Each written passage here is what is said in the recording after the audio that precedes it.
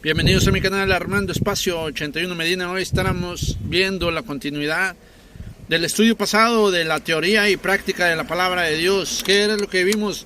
Vimos que toda la palabra en todo su contenido, en todos sus tomos, todos los hombres que lo escribieron fueron inspirados por Dios, que no escribieron lo que ellos querían ni de su carne, sino de la voz interior de dentro del corazón de Dios, el que los inspiró a que escribieran la palabra de Dios.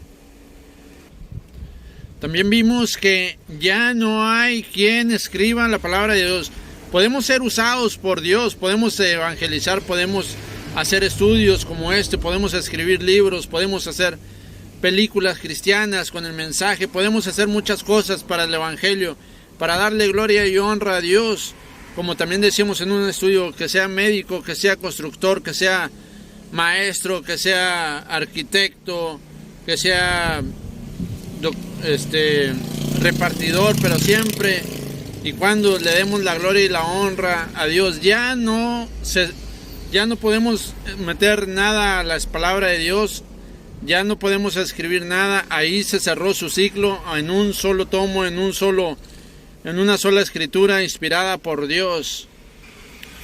También vimos el punto revelación, el caso específico de la Biblia, que el término remite al conocimiento que el escritor recibió directamente de Dios. Dios me reveló y voy a escribir un libro. Por ejemplo, a Dios le decía a Moisés, escribe. Entonces, ¿cómo es que Dios le reveló a Moisés? Por medio de sueños, visiones y también por la voz directa. Él recibió todo esto de parte de Dios.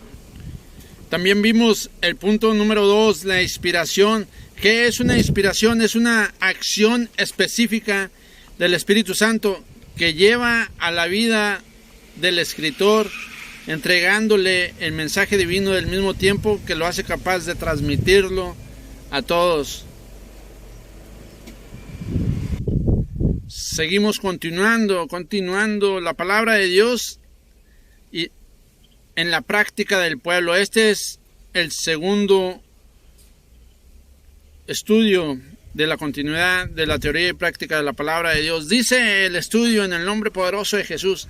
Dice, la cuestión de que la escritura es relativamente común, escrita en el Oriente, en el Medio Oriente, antes que los reyes de Israel fueran constituidos como tales, pues había una tradición que los propios gobiernos carecían de la presencia de personas. O sea, el gobierno no tenía personas que pudiesen auxiliarlos en decir los relatos que serían dejados para generaciones futuras con los hechos, ¿verdad? Para que conocieran los hechos del pueblo y los hechos de Dios. Había verdaderas escuelas que casi siempre estaban ligadas, mi hermano. Casi siempre estaban ligadas a los principios religiosos. Antes no había tanto estudio que vamos a estudiar para doctor, arquitecto, ingeniero. No había tanto, se dedicaban más a las escuelas religiosas, lo que permitía que muchas personas, que no todas aprendiesen el arte de la escritura, no todas sabían muchas historias, pero no todos podían aprender, no todos estaban dispuestos a aprender el arte de la escritura. Vimos los puntos revelación e inspiración. Hoy vamos a ver base literaria para escribir la Biblia. Para que los autores llegasen al texto bíblico, partieron de un solo lenguaje. Ok, nos ponemos de acuerdo. ¿Qué vamos a hacer? Vamos a escribir un libro. Pero ¿qué necesitamos hacer el grupo de personas?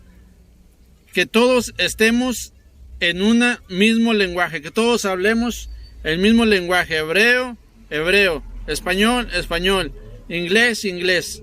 Así fueron los comienzos de la literatura para escribir la Biblia. Y escogieron una escritura más popular de esa época. Básicamente la literatura para escribir la Biblia se dedicaba a dos cosas, que era alabar a Dios y relatar los hechos del pueblo. Por eso mismo motivo que los hechos demoraron en transferirse a una tradición oral. ¿En qué pensaban los padres e hijos? En que pasaban de padres a hijos y de boca en boca para una escritura definitiva. Ya no se podía mover. Si lo vamos a escribir, tenían que escribirlo correctamente para ya no mover la historia, para ya no corregir la historia y poderla escribir. Y sucesivamente así se quedaban las escrituras. Dice, punto número 4, el inicio de las escrituras. Hasta los tiempos de los reyes no se relataba los hechos que más tarde estarían presentes en todas las narrativas bíblicas, como lo que vemos hoy, historias, en todas las historias bíblicas, salvo algunos libros. El cuerpo literario de la Biblia solo comenzó a formarse, ¿cuándo? En la época de los reyes. ¿Cuándo se empezó a formar la escritura, el cuerpo literario? En la época de los reyes.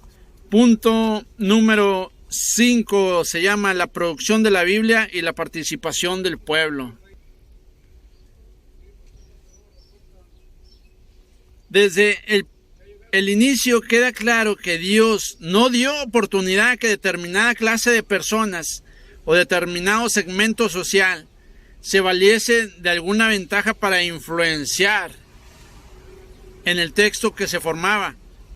A lo largo del tiempo que se tardó para que la Biblia fuese escrita, también fue fundamental para que no hubiese ninguna influencia temporal ni ideología sobre ella. El pueblo fue escribiendo su propia historia a lo largo del tiempo a través de sus exponentes escogidos por Dios, de manera simple, objetiva y directa, sin correcciones que manchen el conocimiento y el entendimiento de lo que se estaba escribiendo, sin que ninguna persona que no estuviera dentro del plan de Dios afectara el escrito literario bíblico. Número 6, el cumplimiento de la palabra.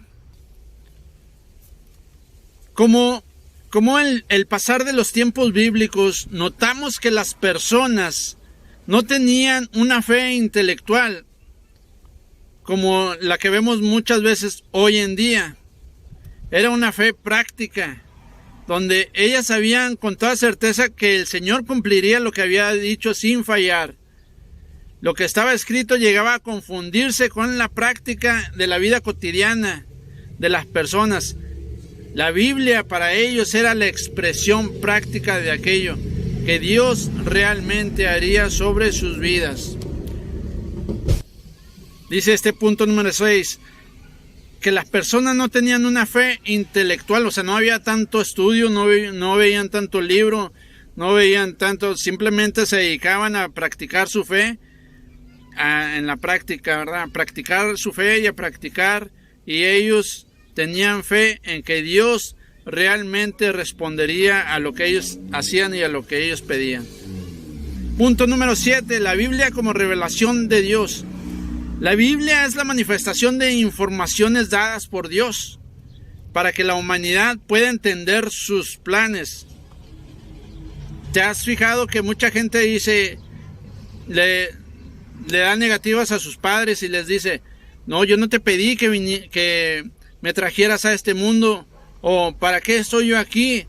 ¿Para qué me trajeron a este mundo? No sé. La manifestación de informaciones dadas por Dios para que la humanidad pueda entender sus planes. Si no leemos la palabra de Dios y no tratamos de saber, de conocer a Dios a través de la Escritura, no vamos a entender los planes de Dios. Es por eso que la Biblia de Dios se revela al hombre de esa forma que podamos entender el mejor término. Revelación proviene del griego apocalipsis y quiere decir descubrir algo que está oculto, que pueda ser visto y comprendido como realmente es. Otra vez, apocalipsis, ¿qué quiere decir? descubrir algo que está oculto para ser visto y comprendido como realmente es. Punto número 8. Otras revelaciones de Dios en la Biblia. Otras cosas de nuestro interés directo reveladas en las páginas de la Biblia son la historia del pueblo de Israel y sus principios de fe y la historia de la iglesia. Ahí son puntos de revelaciones de Dios en la Biblia. Punto número 9. Textos en que Dios se revela en la Biblia. Vamos a decir unos textos en los que Dios se revela en la Biblia. Sabemos que no todas las cosas fueron reveladas por Dios. Constan en la palabra.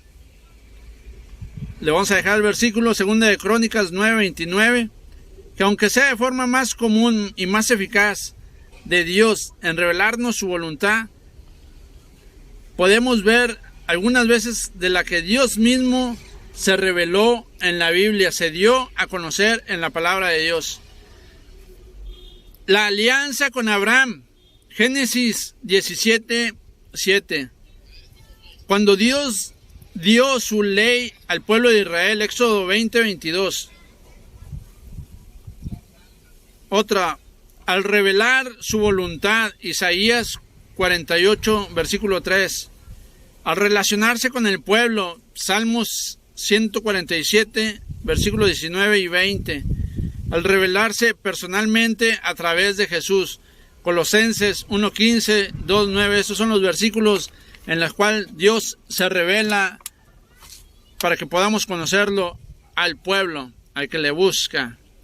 Punto número 10. La Biblia como una unidad, algo completado. La idea básica y central de la Biblia es la revelación de Dios y de su plan de salvación para toda la humanidad. Para enriquecer y colaborar esa idea básica, Dios también utilizó su palabra a fin de establecer el fundamento para la fe personal y servir como elemento que guiase a todos los cristianos como manual práctico de la Iglesia de Jesús, transformándose en un referencial de testimonios y ejemplos de los grandes hombres y mujeres que constan de las Escrituras.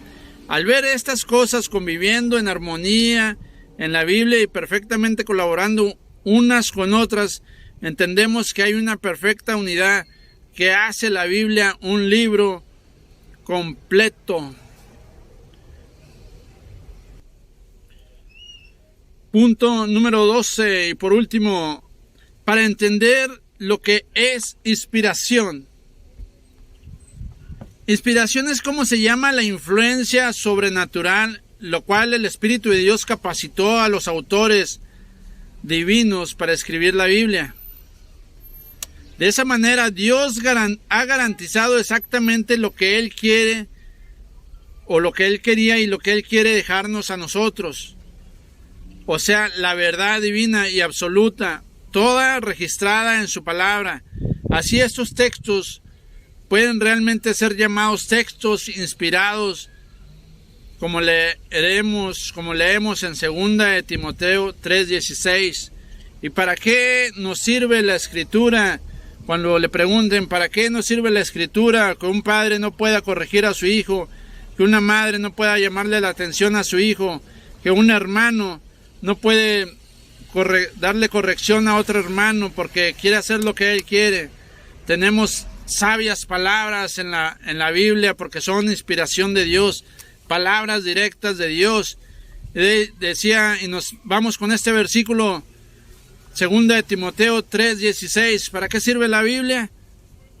Dice, toda la Escritura es inspirada por Dios y útil para enseñar, para reprender, para corregir, para instruir en justicia, a fin de que todo hombre de Dios sea enteramente completo para buenas obras. 2 de Timoteo 3:16, el primer versículo que veíamos en el primer estudio.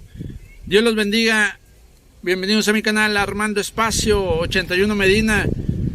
Y te digo una vez más,